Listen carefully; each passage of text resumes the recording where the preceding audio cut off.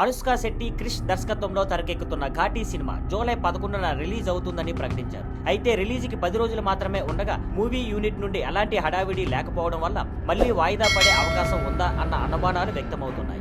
Release date ప్రకటించిన తరువాత సైలోరే అనే ఫస్ట్ సాంగ్ రిలీజ్ చేసిన అది పెద్దగా ఆకట్టుకోలేదు. ప్రేక్షకుల్లో ఆసక్తి పెంచలేదు. గత వారం రోజులుగా సినిమా నుండి ఎలాంటి అప్డేట్ లేదు. ప్రమోషన్స్ మొదలు కాలేదు. ట్రైలర్ ఇంకా రిలీజ్ చేయలేదు. ప్రీ రిలీజ్ ఈవెంట్ డేట్ కూడా ఫిక్స్ కాలేదు. ఇవన్నీ 10 రోజుల్లోనే చేయాలంట కష్టం అనిపిస్తోంది. కాబట్టి మూవీ వాయిదా పడే అవకాశం ఉందని అనుకుంటున్నారు. వాయిదా పడితే ఆగస్టులో కొత్త డేట్ వెతకాల్సి వస్తుంది. ఘాటీ సినిమాతో అనుష్క 2 ఏళ్ల తర్వాత వెండి తెరపైకి రాబోతుంది.